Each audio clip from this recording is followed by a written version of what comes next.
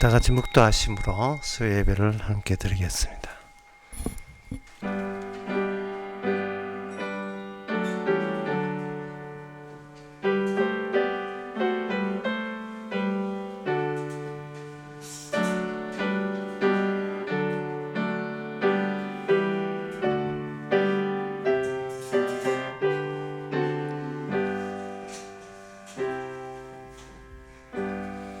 진실로 천한 자도 헛되고 높은 자도 거짓되니 저울에 달면 들려 익김보다 경하이로다. 하나님 아버지, 우리 자신을 잘 알게 하옵소서. 잘난 자도 아무것도 아니지만 놀랍게도 천한 자도 아무것도 아닌 걸 깨닫게 해 주옵소서. 익김보다 가벼울 수밖에 없는 저희들, 이는 저희들에게 주와 함께하니 이 놀라운 사실을 감격하면서 감사할 수 있는 저희들 되게 하옵소서. 예수님 이름으로 기도합나이다. 아멘. 찬송가 256장.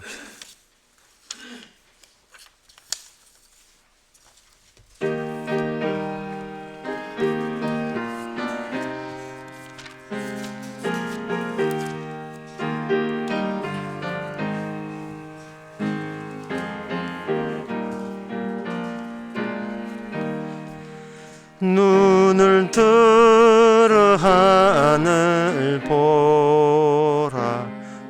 어지러운 세상 중에 곳곳마다 상한 영의 탄식 소리 들려온다. 빛을 잃은 많은 사람, 길을 잃고 헤매이며 탕자처럼 귀진하니 믿는 자여 의할꼬. 눈을 들어 하늘 보라. 어두워진 세상 중에 외치는 자만큼만 생명수는 말랐으라. 죄를 대속하신 주님, 선한 일꾼 찾으시나. 대답하리 어디 있는 자여 의할꼬.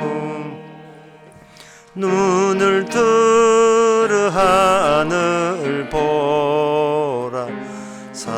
살아계신 주 하나님, 약한 자를 부르시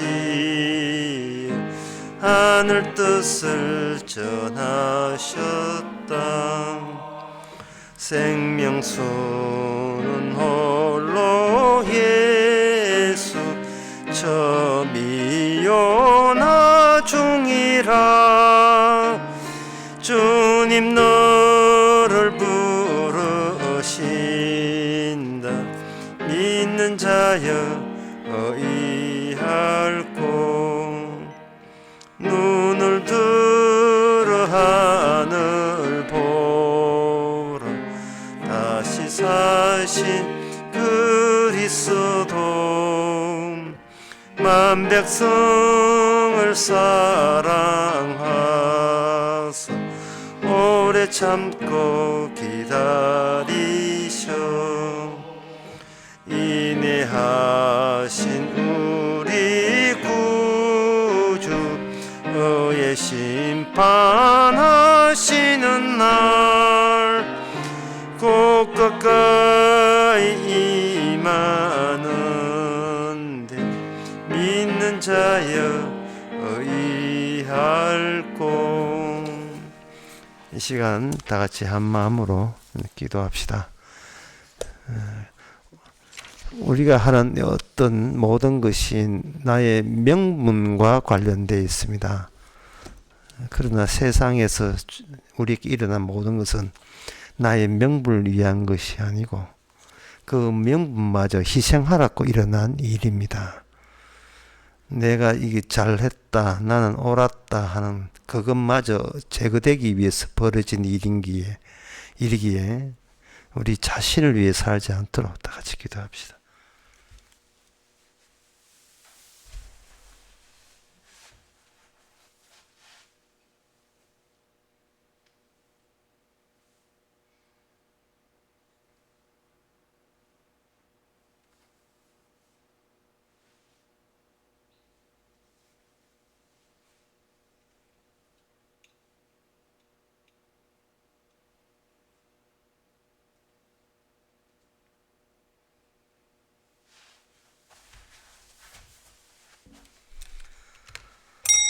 하나님 아버지, 내가 잘 살고 있다는 나의 명분을 위하여 세상에 돌아오고 있지 않다는 것을 깨닫게 하여 주옵소서. 아무것도 아닌 우리 자신인데 하나님의 뜻은 모르고 나 자신이 옳고 잘했다는 것을 스스로 칭찬하기 위해서 세상을 이용하는 저희들 되지 않도록 그것마저 하나님께서 버릴 수 있도록 저희들을 선하게 인도해 주시옵소서. 예수님의 이름으로 기도합나이다. 아멘.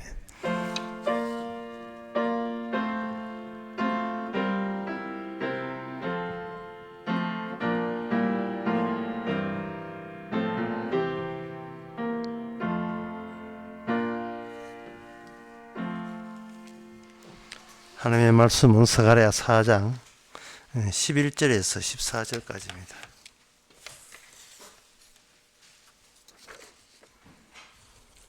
내가 그에게 물어 가로되 등대 좌우에 두 감람나무는 무슨 뜻이니까 하고 다시 그에게 물어 가로되 금 기름을 흘러내리는 두 금관 옆에 있는 이 감람나무 두 가지는 무슨 뜻이니까?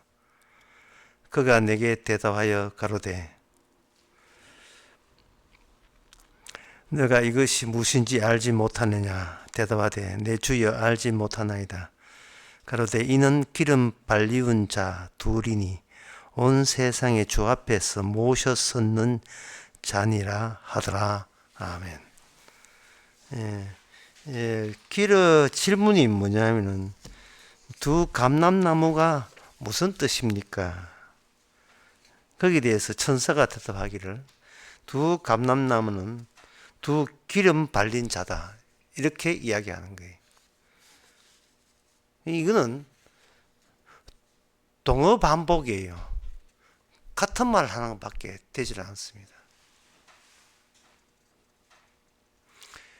왜냐하면 두 감람나무가 누굽니까 물은 게 아니고 무엇입니까 물었다고요. 나무는 나무니까요. 사람이 아니니까. 근데 두 감람나무가 기름 발린 자다라고 어떤 특정 사람을 언급을 하는 거예요. 이 나무는 무엇입니까? 이 두 나무는 무엇입니까? 그거는 두 사람이다. 그 두 사람은 뭡니까? 두 나무다. 아무런 추가적인 정보가 포함되지 않습니다. 그걸 가지고 환타지라고 이야기하는 거예요. 환타지, 환상. 그러니까 이 환타지라는 것은 인간을 밀어버리는 거예요. 밀어내는 겁니다. 저리가 하고 밀어내는 거예요. 밀쳐버리는 거예요.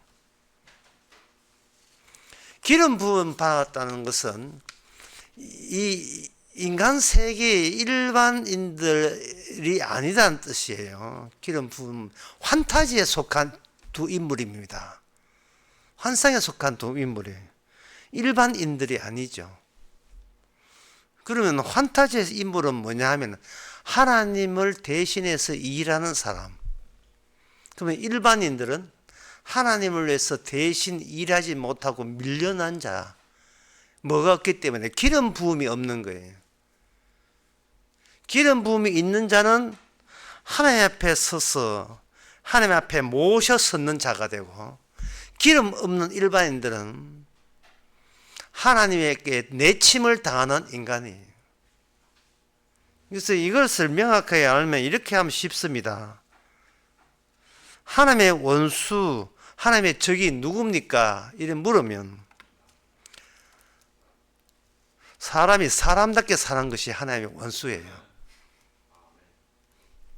왜냐하면 사람이 사람답게 사는 것은 환타지가 아니기 때문에, 현실이기 때문에 그런 겁니다. 현실적 인간은 환타지에 밀려나가야 되고 거부당하고 배척당하는 존재가 일반인이죠. 그래서 이 일반인들을 대한 하나님의 처리 방법은 그들을 다 죽여버립니다. 그 죽일 때 그 일반인들을 죽이는 이유가 기름 발린 자가 아니기 때문에 죽이는 거예요. 그리고 하나님께서 그 기름 발린 자를 하나님께서 영원히 보존을 하는데요. 주 앞에서는 보존을 하는데, 이 보존하기 위해서 기름 발린 자가 어디에 내려오냐 하면 이 세상에 구성된, 이 세상에 섞여 들어오는 환타지 세계에 기름 발린 자가 투입이 됩니다. 투입이 되면 그 기름 발린 자가 이 세상에 왔다는 이유 때문에 그들은 죽습니다. 그렇게 되면 이 죽음 질이 두 종류의 질이 생겨버려요. 하나는 그냥 일반인으로 죽는 죽음, 기름 발린 거 관계없이 그냥 죽는 죽음, 아무 의미 없는 죽음이죠. 그런데 기름 발린 자가 이 현실 속에 들어와서 죽는 죽음, 그게 유일하게 가치 있고 의미 있는 유일한 죽음이에요. 다른 죽음은 그 죽음으로 취급도 안 해요. 그것을 신약에서는 그걸 간단하게 이렇게 이야기합니다. 하늘에 계신 성자 하나님께서 자기의 창조물 속에 들어올 때 비로소 우리는 그것을 기름 부었다고 이야기하는 겁니다. 그걸 그리스도라고 해요. 그리스도. 기름 창조자가, 창조하시는 분이 창조물 속에, 자기가 창조한 속에 들어와 버리는 거. 그게 기름 부음입니다. 그렇게 되어버리면 환타지가 하늘에만 있는 게 아니라, 하늘에 있는 환타지가 이 지상에 그리스도 예수 그리스도 이름에 유일한 단독적인 환타지가 발생됩니다.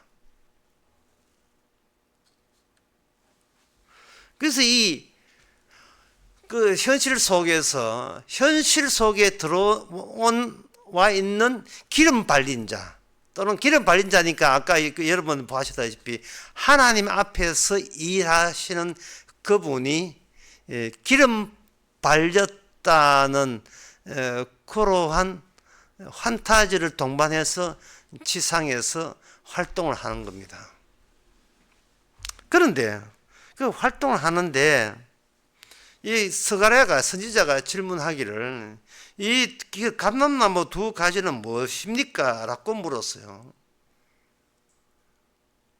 왜 감람나무가 두 그루이냐? 왜 두 그루? 이런 뜻이 왜 하나가 아니고 둘이냐?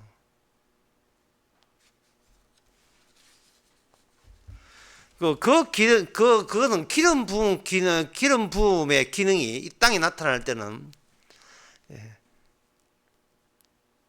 한 가지 기능으로 와요. 한 가지 기능으로 기름 부음이.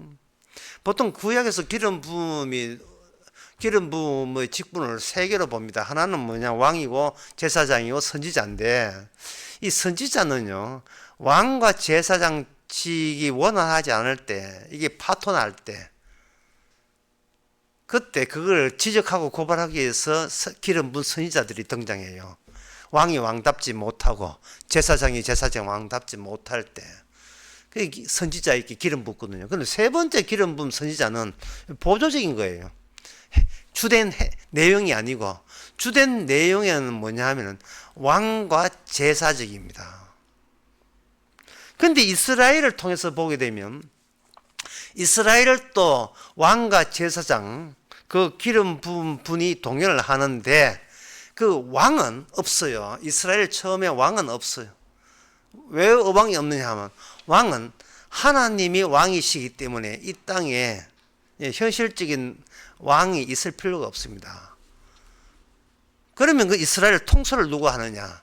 그건 제사장이 하는 거예요. 제사장이 이스라엘 나라는 제사장 나라입니다. 출애굽기 19장에 나와요. 거룩한 제사장 나라로 했어요. 이거는 무엇을 염두에 두느냐 하면 세상 모든 나라는 왕이 있는데 여기는 제사장밖에 없다는 거예요. 그러면 이스라엘에 있어서의 왕은 어디 있느냐? 제사장을 제사장 되게 하기 위해서 보이지 않는 파트, 보이지 않는 모습으로 제사장직을 동반하고 있는 겁니다. 이스라엘에서는 그 점을 보게 되면 호세아 13장 10절에서 11절에 보면 이래 되어 있어요. 호세아 13장 10절에 전에 너가 이르기를 내게 왕과 방백을 주소서 하였느니라. 내 모든 성읍에서 너를 구원할 자 내 왕이 이제 어디 있으며 내 재판장들이 어디 있느냐. 내가 분노함으로 내게 왕을 주고 진노함으로 패하였다. 이래 있어요. 왕을 달라고 하는 것은 이스라엘 백성들이 이방 나라가 되고 싶어서 그들과 같이 되고 싶어서 우리도 왕이 있어서 강한 통솔자가 있으면 좋겠다고 하게 달란 거예요. 그게 쉽게 말해서 이스라엘 백성들이 왕을 달라고 하는 것은 살기 위해서 왕을 달라고 한 거예요. 그런데 하나님께서는 왕을 줬어요. 줬는데 그 준 이유가 분노함으로 왕을 주고 진노함으로 패하여 놓아라. 줄 때도 분노해서 왕을 주고, 예? 경상도 말로 하면 아나 뭐라 아나, 예. 자, 너희들 좋아하는 이 너희들 지도자 왕, 예? 자, 이 왕이야. 받았나? 내가 도로 뺏을 거야. 예. 왕은 보이지 않는 영역이어야 돼요. 보이지 않아야 돼요. 분명히 이스라엘은 제사장 나라입니다. 제사장 나라에서 왕은 뒤에서 보이지 않는 영역으로 제사장직을 계속해서 반복해서 유지하도록 해주는 것이 바로 보이지 않는 왕의 역할이에요. 그런데 사람들은 왕을 찾는 이유가 자신들이 살기 위해서 가는 거예요. 살기 위해서. 그러니까 왕 달라. 이게 뭐 살기 위해서 하는 거예요. 그러나 제사장의 역할은 인간들이 환타지가 없는 모든 인간은 그 환타지에 의하면 부음을 받지 못한 자들의 공통점은 결국 다 죽어야 된다는 거예요. 왜? 살아도 의미 없기 때문에. 하나님께 필요한 것은 기름 부음이에요. 내가 살아있다가 아니에요. 예수님께서 이 땅에 그리스도 오신 것은 모든 인간은 살아도 소용없다는 것을 분명히 하시기 위해서 이 땅에 오신 거예요. 기름 부음도 없는 주제에 없다면 그들은 하나님 앞에 설 수가 없습니다. 그렇다면 그는 살아도 아무 의미 없이 사는 거예요. 그냥 죽어가기 위해 사는 것은 그건 산다고 하는 게 아니에요. 죽은 거예요. 하나님께서는 모든 인간은 죽었던 이유를 알리기 위해서 제사장들을 그렇게 나타난 지금 제사장이에요. 예, 왕은 안 보이지만 나타난 것은 제사장이에요. 그래서 제사장 나라예요. 제사장들은 우리들이 예, 제사장도 기름 부은데 하나님의 일을 하는데 어떤 일을 하느냐 하면은 우리의 죽음은 뭐 아무 의미 없는 죽음이라는 것을 제사장은 바로 제사 제도를 통해서 이스라엘 내내 보여주는 겁니다. 우리 가운데서 보이지 않는 하나님의 왕 대심이 살아있으면 그걸로 충분하지. 네, 내가 살기 위해서 내가 있을 때 비로소 이스라엘은 의미 있다. 그런 식으로 이스라엘과 너를 연계시키지 말라는 거예요. 이스라엘은 제사장과 관련돼서 있는 나라지 그 이스라엘 백성과 관련돼서 이스라엘이 있는 게 아니다 이 말이죠. 왜냐하면 제사장은 기름 부었기 때문에 기름 부음과 관련해서 이스라엘이 있는 거예요. 예. 죽어도 그만 살아도 그만 아무 의미 없는 나와 관련해서 그 기름 부음이 있는 게 아닙니다. 제사장이라는 건 죽음을 다루는 업무예요. 이 뭐냐 하면은 모든 인간은 반복해서 죽어야 된다는 사실을 알리기 위해서 죽어가는 그 인간의 육신을 가지고 제사장들이 제사직을 하다 보니까 제사직도 반복해서 죽어요. 계속 죽어요. 아버지 죽고 아들 죽고 계속해서 해마다 죽어요. 네, 해마다 죽는 게 아니고 나이 들면 다 죽어요. 예. 계속해서 되풀이 되는 거예요. 되풀이. 제사장 하는 일이 바로 그것이기 때문에 그렇습니다. 히브리서에 그게 10장에 보면 그 점이 나옵니다.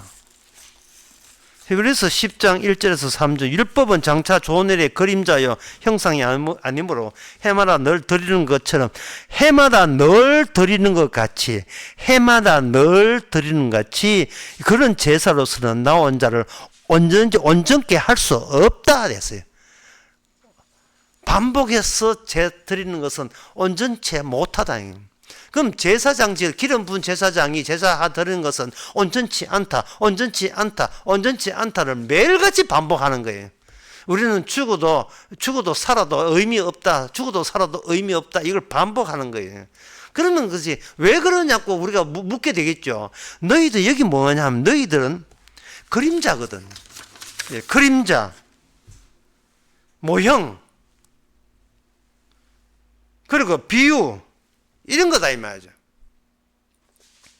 눈에 나타난 것은 현실이에요. 지금 서가랗게 나타난 것은 환타지입니다.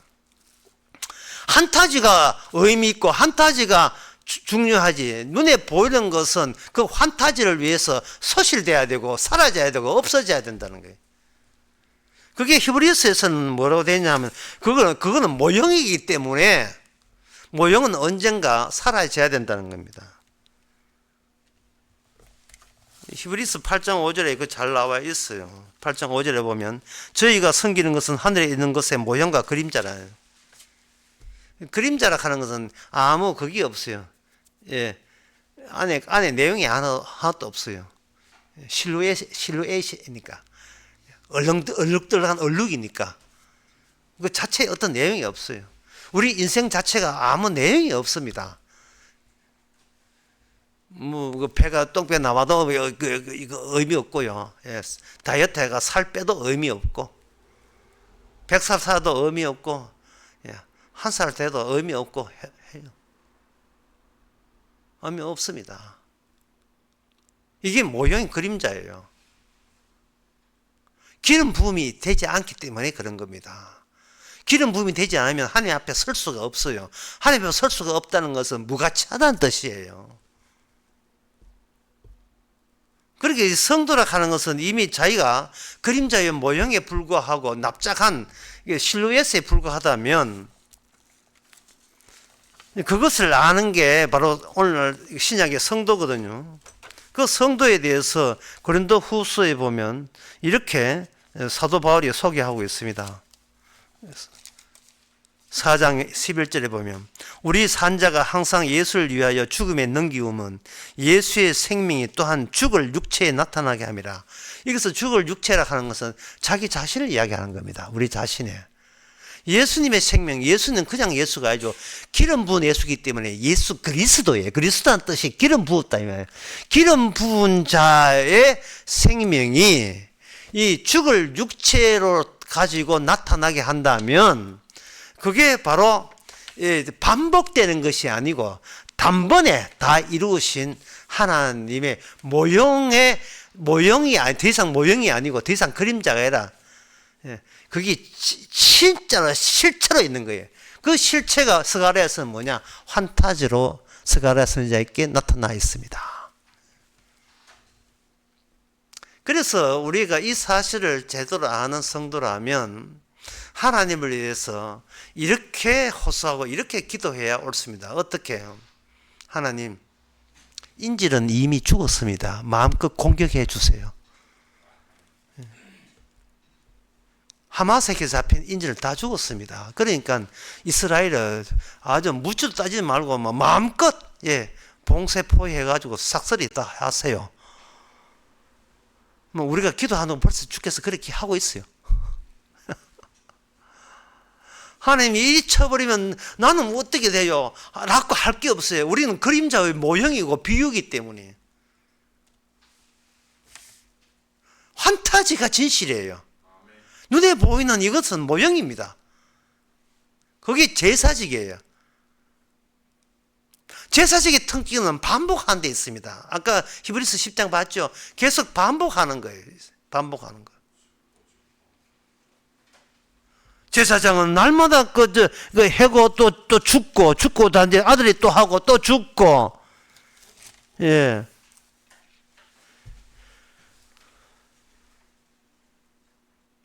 그래서 하나님께서는 이 눈에 보이는 제사 말고 참된 눈에 보이지 않는 제사장을 하나님께서 미리 준비를 했는데요. 그게 뭐냐? 왕이 직접 제사장이 되는 그때를 하나님께서는 다 이룬 하나님의 뜻이 이제 비유 그만, 모형 그림자 그만, 이제 진짜 환타지가 진실로 나타나는 그 때가 있었다는 겁니다.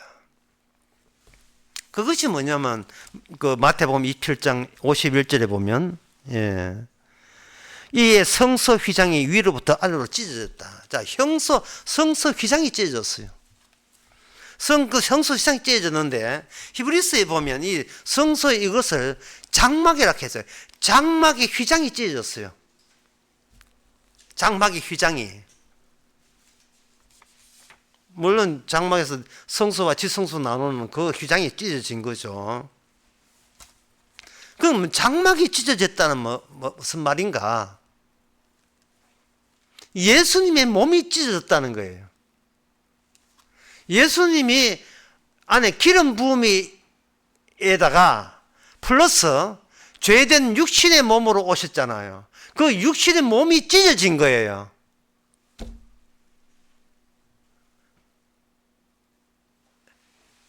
그러면 더 이상 오직 환타지만 진실이고 나머지 눈에 보이는 것은 다 거짓임이 완전히 마감이 완전히 규정 확정된 거예요.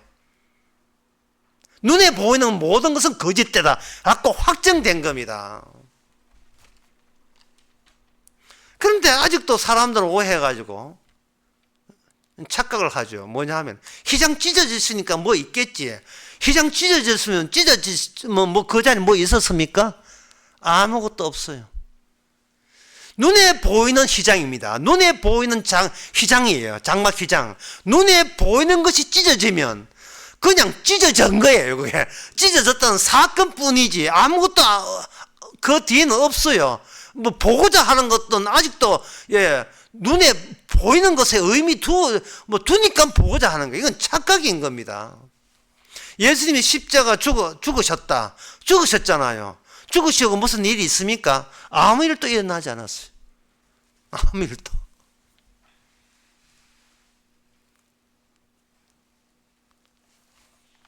뭐 잠시 뭐 해 어두워지고 뭐 그거는 하나의 잠시고 그 뒤에 다시 고요 조용.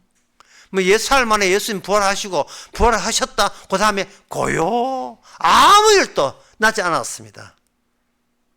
왜냐하면은 애초부터 저 예수님 십자가 저부터 눈에 보이는 것은 하나님에서 밀침을 당한 아무 의미 없는 거고 그들이 죽든 말든 의미 없는 거고 십자가 죽고 난 뒤에도 여전히 똑같이 이 세상은 의미 없는 거예요.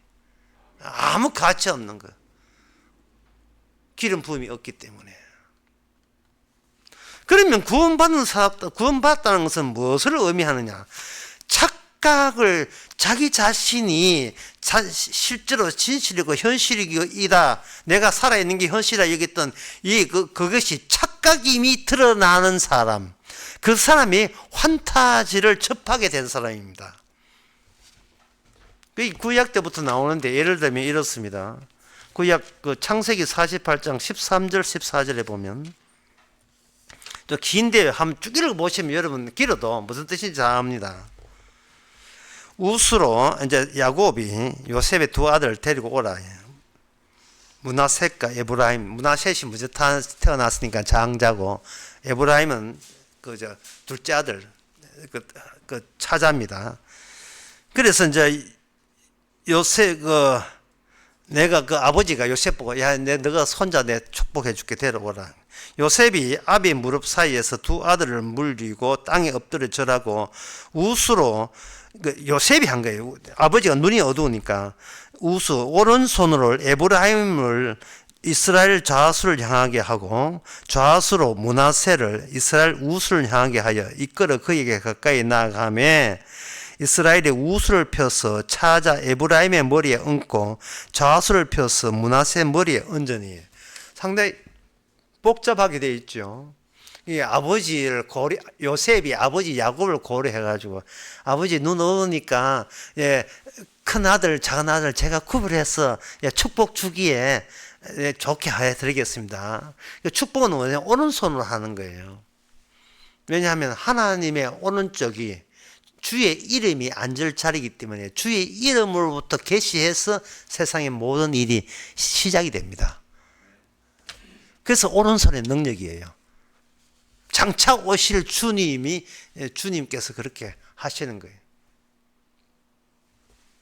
요거 창세기 보기 전에 히브리서 1장을 먼저 보고 가겠습니다. 히브리서 1장에 보면 오늘 본문과 관련되어 있어요. 1장에 보면 여기에 1장 8절에 아들에 관하여서는 하나님의 주의 보좌가 영영하오되 주의 보좌는 숫자가 둘이 아니고 하나예요. 2가 아니고 1이에요.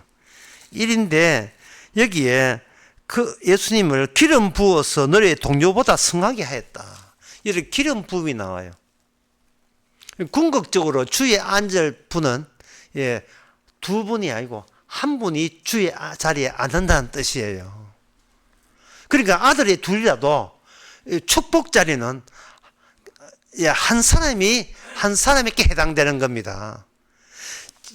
레이 제사장도 기름 부었고 왕도 기름 부었지만 레이 지파의 한계를 극복하기 위해서 왕이 직접 제사장이 되어서 이 두 가지의 기능을 한 분이 왕 되시는 분이 해 하시는 거. 그게 히브리서 이야기하는 이 주님의 계획입니다. 어떻게 제사장이 그럼 왕은 왕하고 제사장 하지 어떻게 왕이 처음부터 제사장을 할 수 있는가? 왕은 처음부터 왕이었고 제사장이 어디 둘이 결합될 수 있는가? 그게 바로 멜기세덱 반차기 때문에 멜기세덱 계열이기 때문에 그게 돼요. 그럼 멜기세덱의 계획이 아니고 계열이 아니고 족보가 아니고 일반 족보 같으면 먼저 레이 지파부터 먼저 등장하고 레이 지파가 한계를 드러내면서 그게 별다른 다른 지파로 넘어가요. 레이 지파에서 유다 지파로 넘어가면서 유다 지파가 레이 지파가 했던 제사장제를 인수인계해서 유다 지파에서는 왕이 이룬다. 라고 그게 이스라엘 역사에 나오거든요. 이스라엘 역사는 애초부터 이스라엘 역사 이전에 있었던 멜기세덱에는 왕이요 제사장, 그 왕과 제사장이 인간의 역사 속에 순항을 한 역사 속에 들어와서 시간 따라 진행을 하니까 이게 두 개로 나누어져서 처음에는 레이 제사장직, 그 다음에 왕직으로 스펙트럼처럼 구분되어서 되다가 나중에는 유다나의 왕, 유가지파의 왕이 제사장까지 완성을 한다. 그렇게 되어 있습니다. 히브리서 7장에 보면 그렇게 되어 있어요. 어쨌든 간에 이건 레위기는 왕이지는 이게 기름 부음에 관한 것이에요. 기름 부음은 뭐 했습니까? 환타지예요. 기름 부음이 없는 일반인들은 하나님의 원수예요.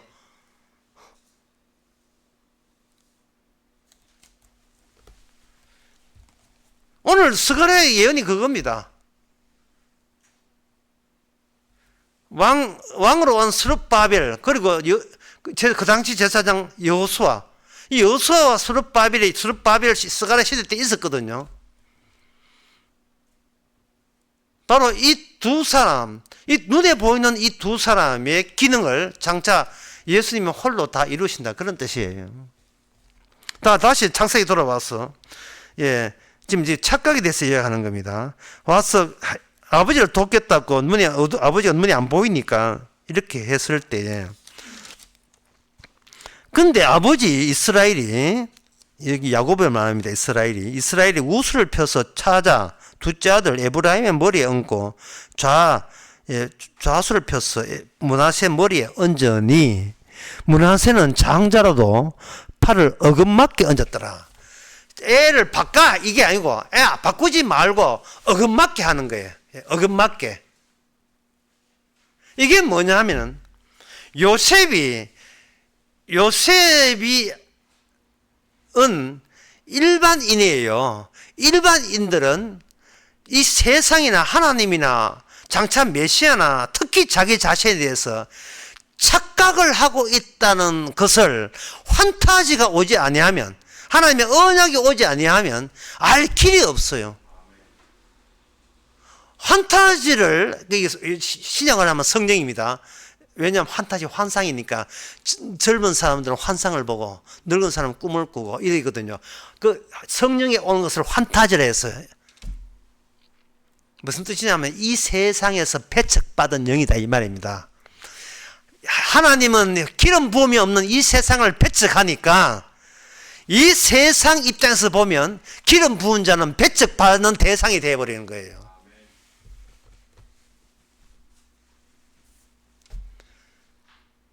그렇게 배척하는 이유는 인간이 자기의 이성적인 판단이 옳다고 늘 생각하기 때문에 그렇습니다.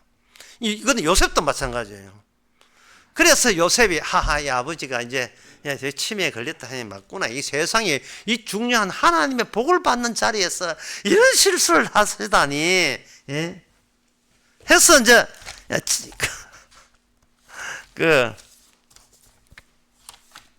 창세기 48장에서 요셉이 17절에 보면 요셉이 그 아비를 우수를 에브라임 머리에 얹은 걸 보고 기뻐 아니하여 아비의 손을 들어 에브라임 머리에서 므낫세 머리로 옮기고자 하여 그 아비에게 이르되 아버지여 그리 마옵소서 이는 장자니 우수를 그 머리에 얹어소서 그랬대. 그때 19절에 야곱이 하는 말, 정말 중요한 말, 그게 뭐냐? 나도 안다. 나는 알지만 너는 너 자신이 의미 있다고 착각하고 있다. 의미 없는데, 아무 의미 없는데. 이게 바로 하나님의 계시, 하나님의 언약, 하나님의 성령이 찾아온 사람의 특징입니다. 아까 고린도후서 이야기했잖아요. 이미 죽은 자예요. 죽은 육체예요. 인질, 이 세상의 마귀의 인질 이미 죽었어요. 나 살려달라고 기도할 하등의 권한이 우리에게 없습니다. 우리는 마귀의 인질이었고 죄의 인질이었어요. 하마스의 인질이었어요. 폭격을 하든 뭐 원자 폭탄 터뜨리든 마음껏 터도 괜찮아요.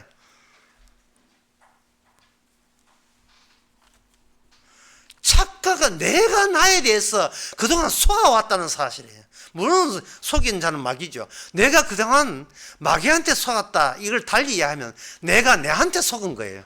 나의 의미, 나의 가치, 나의 판단에 내가 속아 넘어간 거예요. 기름 부음도 모르고 열심히 하면 천국 가는 줄 알고 착각을 한 겁니다. 원천적으로 잘못 생각한 거예요. 뭐 내 죽음이 무슨 의미 있는 줄 알고 있어요. 아무 의미 없어요. 주께서 하는 것은 기름 부은 자의 죽음만 의미 있고 나머지 죽음은 의미 없습니다. 살아도 그만, 살아도 죽은 거고 죽어도 죽은 거고요. 아무 의미도 없는 거예요.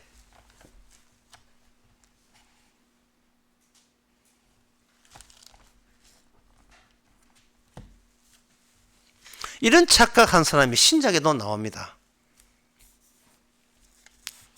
신약에 그 사울이라는 사람이 있는데, 그 사울이라는 사람이 사도행전 22장 8절에 보게 되면 자기가 사울에서 예수 믿는 사람을 잡기 위해서 갔는데 그때 판타지가 나타났죠. 그래서 물었으면 누구십니까? 물었어요, 사울이.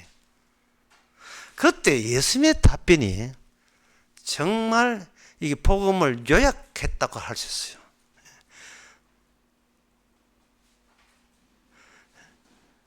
사도행전 22장 7절에 내가 땅에 엎드려 빛이 났다 말이죠.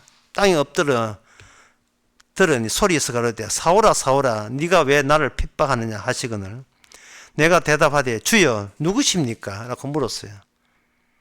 나는 네가 핍박하는 나사렛 예수라고 했어요. 야, 이 나사렛 예수예요. 판타지 속에 인간들이 실제로 여겼던 실제 지명을 집어넣었던 거예요. 그러니까 이 무슨 말이냐면 판타지가 판타지 되려면 실제하고 결합이 돼야 된다는 사실이에요. 예수님이 예수님 되려면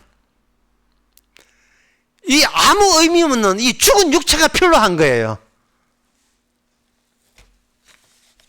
그게 그냥 예수가 아니고 나사렛 예수고, 그렇게 기름 부음 받은 예수입니다. 쉽게 뭐 말씀드리면 이래요. 그림을 보는데 그림이 들어오죠. 그림이 내 눈동자에 들어오면 내 눈동자에 비치잖아요. 그럼 내 눈동자에 비친 그림 안에 내가 들어있어요. 성경에서 이미 그 이야기가 구약 성경에 여러 군데 나와 있습니다. 그게 뭐냐 하면은 너는 나의 눈동자라고 이야기했어요. 너는 나의 눈동자. 신명기 32장 10절에 읽어드리면 이렇습니다. 여호와께서 그를 황무지 안에 짐승에 부르짖는 광야에서 만나시고 호위하여 보호하시며 자기 눈동자같이 지키셨도다. 주님 안에 박혀있는 허접스러운 아무 무가치한 나, 주님 안에 박혀있는 하늘의 왕이신 주님이 왕이 왕답게 되려면 반복해서 죽을 수밖에 없던 인간의 연약한 그 육신을 하나의 그림자, 비유, 모형, 장막, 찢어질 장막으로 사용해서 우리와 결합됨으로써 그냥 예수가 아니고 나사렛 예수, 그냥 예수가 아니라 기름 부음을 받는 예수가 되는 거예요.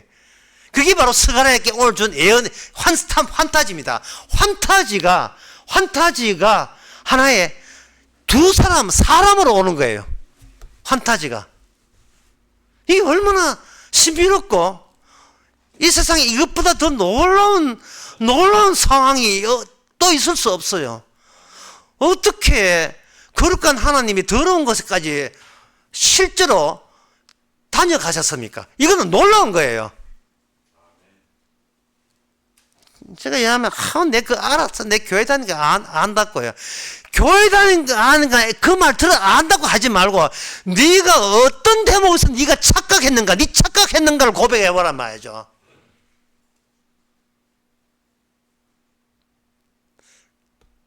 기름 부은 자가 왔다는 말은 나는 기름 부음 받은 자가 없고, 기름 부었다 하면 아까 처음에 얘기 기름 부으면 우리를 내치는 거예요. 우리를 밀어버리는 거예요. 난 야구 상대 안 한다고. 그러면 어떻게 상대해? 죽어서 오라는 거예요. 죽어서 오라. 좀 더 어렵게 이야기해서 빌립보서 9장, 히브리서 9장을 한번 보겠습니다. 히브리서 9장 24절에 보면 그리스도께서 기름 부으죠. 그리스도라는 말은 기름 부음을 받았다. 그리스도께서 참된 것 손으로 만든 성소에 들어가지 아니하시고, 손으로 만든 성소에 들어가지 않았다는 말은 인간이 개입한 것은 이거는 마땅히 허물어져야 마땅하다는 뜻이에요. 우리가 그 지난번에 스가랴 4장 할 때 했잖아요. 예, 사람의 힘으로 하지 않고 사람의 능으로 하지 않고 오직 하나님의 신으로 한다고요. 사람이 손때가 묻다, 사람이 뭔가 했다, 쉽게 말해서 눈에 보이는 것 다 부셔버립니다. 다 허물어져야 돼요. 그 사람의 손으로 지어지지 않는 영원한 성소의 대제사장으로 들어가시게 된 거예요. 그러면 그 뒤부터 인간의 스케줄은 본연의 스케줄이라는 것은 없습니다. 이제는 기름 부은 자 예수님이 다 이루신 그 행하심의 스케줄만 남아있어요. 그게 그 스케줄대로 하면 27절 나옵니다. 한 번 죽는 것은 사람에게 정하신 것이고, 한 번 죽는 것은 사람에 정한 것이 이것이 인간의 운명에 관한 문제가 아니고 그리스도의 스케줄에 관한 문제예요. 내 죽음 앞에 네 죽음은 아무것도 아니라는 것을, 네 아무것도 아닌 죽음으로, 오직 유일한 의미 있는 죽음은 예수님 죽음밖에 없어요. 왜? 제사장이시니까요. 한 번 제사거든요. 반복되는 제사가 아니라 단번에 된 제사, 단번에 된 제사. 여러분, 이 단번과 관련돼서 의미가 살아나려면 갈라디아서 5장 4절과 연관시키면 의미가 확산합니다. 거기에 이렇게 되어 있어요. 율법 안에서 의롭게 함을 얻으려 한 자 너희는 그리스도에게서 끊어지고 은혜에서 떨어진 자로다. 이래 있어요. 다시 합니다. 율법 안에서 의롭다 하는 것은 인간의 행함, 인간의 손때가 묻은 거예요.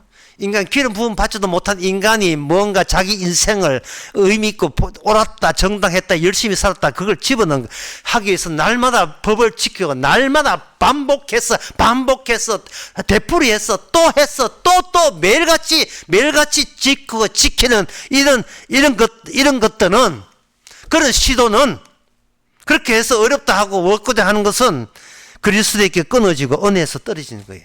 왜? 그거는 반복이기 때문에, 단회가 단번이 아니기 때문에. 그러면 성도가 매일같이 밥 먹고 오고 매일같이 유치원 보내고 이거 뭐 해야 되는가? 죽음이, 우리의 죽음은 단 한 번의 십자가 죽음 앞에서 의미 없는 죽는 모습을 살아있는 모습으로 표현하기 위해서 일어난 일들이에요.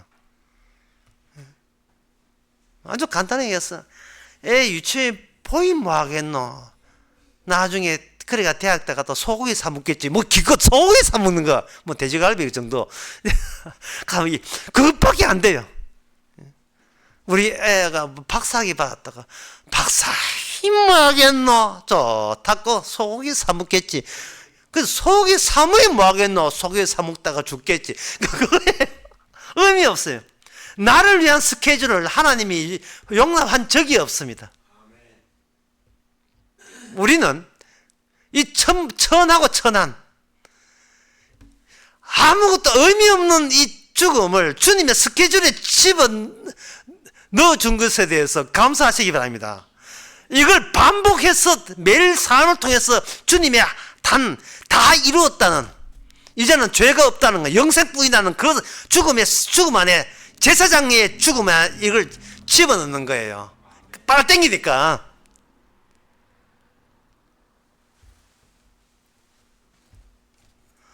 그러니까 우리는 하루하루 살면서 내 기름 부지 않은 내 삶과 내 정당성과 예수님이 십자가 죽음과 날마다 대조하면서 환타지가 나를 살렸다는 사실을 발견하는 거예요. 그 와중에서 필히 우리가 알아야 될 것은 바로 내 인생이 있었다는 것은 이거는 반복한 나의 착각이었습니다. 내가 나를 몰랐기 때문에 그런 착각이었고, 요한복음 9장을 대로하면 저는 태어날 때부터 소경이었습니다. 눈이 감긴 채 태어났습니다. 한 번 죽는 것도 스케줄일 뿐만 아니고 그 다음에 나와요. 그 후에는 심판이 있으리니 당연하죠. 이와 같이 그리스도께서 많은 사람의 죄를 담당하기 위해서 단번에 들으신 바, 요 스케줄의 핵심이 단번에 들으신 바 됐기 때문에 구원을 이르게 하시고 죄와 상관없이 자기를 바라는 자에게 두 번째 나타나신다. 그러니까 내 인생은 없고 전부 다 환타지 같이 한 번에 이루어진 환타지, 이루어지게 완성된 환타지가 우리의 반복되는 일상 하루하루에 어떻게 스며들고 있는가, 그것을 가지고 예수의 정인이라고 하는 겁니다. 환타지의 사람이죠. 이게 이 환타지의 사람을 요한 1서 2장 27절에는 이렇게 이야기합니다. 너희는 주께 받은 바 기름 부음이 너희 안에 거하나니 아무도 너희를 가르칠 필요가 없고, 네가 매일 허접스러운 삶이 바로 주님의 증거하고 주께 감사하는 기름 부음의 삶이 됨을 감사하시기 바랍니다. 기도하겠습니다. 하나님 아버지, 우리가 우리 자신에 대해서 엄청난 오해를 갖고 지금껏 살아왔습니까? 이제는 환타지 있게 감사하고 다 이루시며 고마워 할 수 있는 저희들 되게 하옵소서. 예수님의 이름으로 기도합나이다. 아멘. 찬송가 370장 합시다.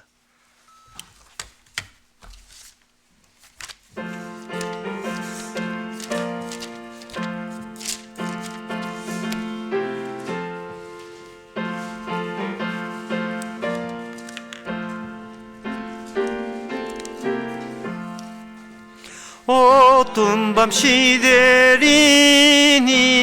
내 직분 지켜서 찬 이슬 맺힐 때에 적시 일어나 해 돋는 아침부터 힘써서 일하라. 일할 수 없는 밤이 속히 오리라. 어두운 밤 시대리니 내 직분 지켜서 일할 때 일하면서 놀지 말아라. 낮에는 골몰 하나 쉴 때도 오겠네. 일할 수 없는 밤이 속히 오리라. 어두운 밤 시대리니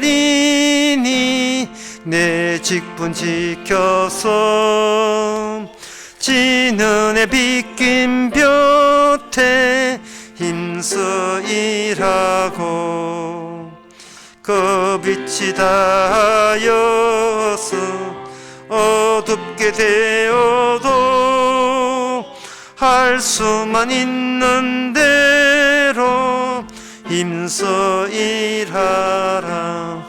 기도합시다. 지금은 우리 주 예수 그리스도의 은혜와 하나님의 크신 사랑과 성령의 충만하심이 주님의 눈동자 속에 우리가 포함되어 있는 것을 환상으로 성령으로 깨닫는 모든 성도에게 함께 있을지어다.